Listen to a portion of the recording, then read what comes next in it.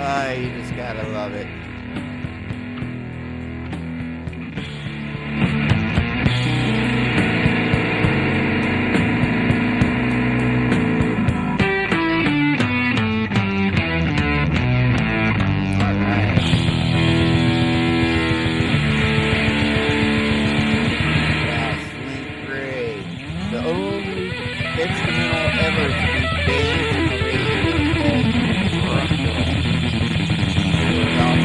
Right now, we're going to talk about Autism Speaks. Now, I just pulled this up from randomness on the internet, and it looked really interesting. So, this was written in evidently fall of 2021, or at least released then. Let's take a look.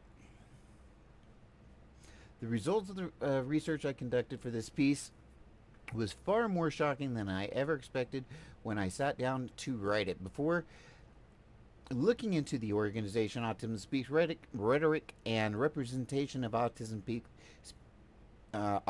people on their website, I knew there would be issues.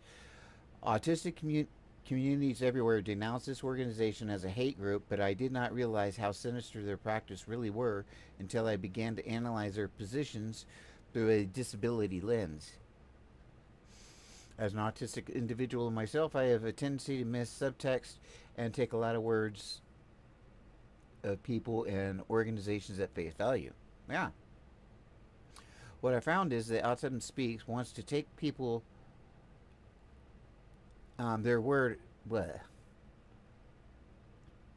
However, because much of my piece is snapshots of tweets from autistic individuals around the country who have been hurt by their practices, my hope is that those who interact with Autism Speaks will begin to see through their facade of supposedly compassionate practices which hide their radical commitment to eugenics. Well, okay. Boy. I don't know if I want to spend this whole time reading this or not.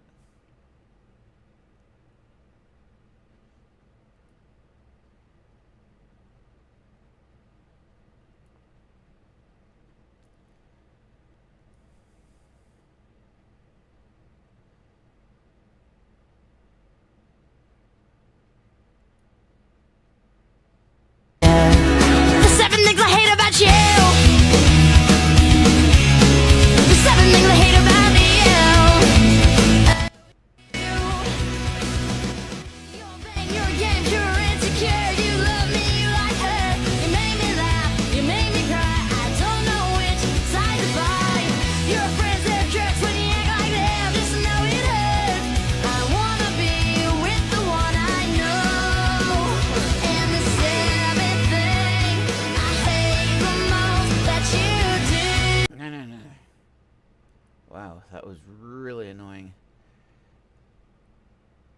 That's very true. That's true.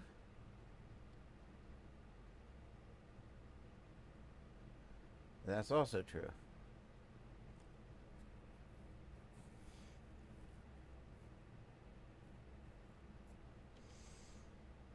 Okay. Boy, yeah, that was so annoying.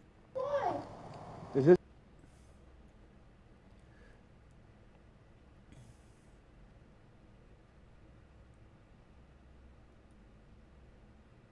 A year after a heart attack, Mike's feeling like himself again.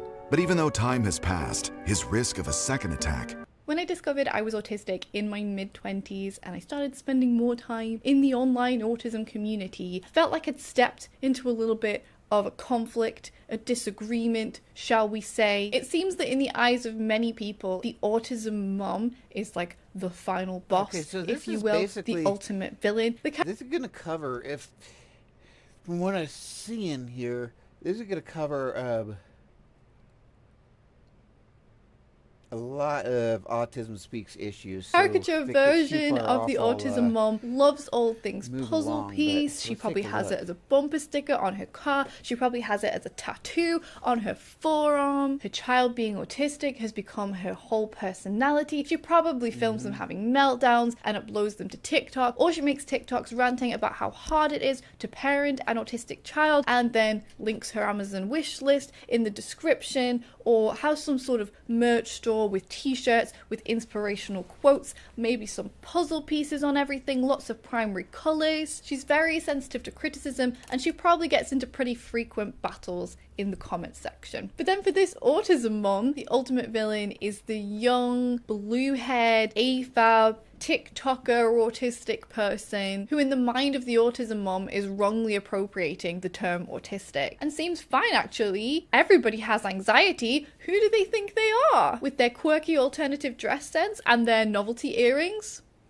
They're making autism seem like just another quirky accessory. And the autism mom takes offense. This person who is seemingly so much less disabled than my child, who perhaps has excellent verbal ability, is arguing that autism is just a difference, and is maybe making jokes sometimes about the autistic experience. In the mind of the autism mom, they're skewing public perception away from higher support needs autistic people, and to make matters worse, this caricature of an autistic person comments frequently on videos uploaded by the autism mom, telling them they're wrong, criticizing their parenting, and if the autism mom ever says one slightly bad thing about autism, they'll be there to accuse them of hating their children and maybe even being abusive. So I've dipped my toe into this discussion, this conflict several times before. A couple of weeks ago, I did a video responding to an interview that Book Angel did with the mother of an autistic child and tried to dismantle some misinformation that was shared there. But today I want to see if there's a way we can bridge the gap. Why can't we all just get along? I've been asked quite a few times recently to touch on the Jubilee Middle Ground discussion video. They featured Abby, a cast member from Love on the Spectrum, and then also her mom, Christine. And Christine said a few things that really upset a lot of people in the autistic community. A lot of people in the comment section were not happy. TikTok is like a war ground, a battleground for like the rudest, meanest, most judgmental people. And sadly, a percentage of them say they are on the spectrum. So I'm going to touch on a few of those things within this video as well. But we'll get onto that a bit later. I'm going to talk about 4 points of contention between some autistic people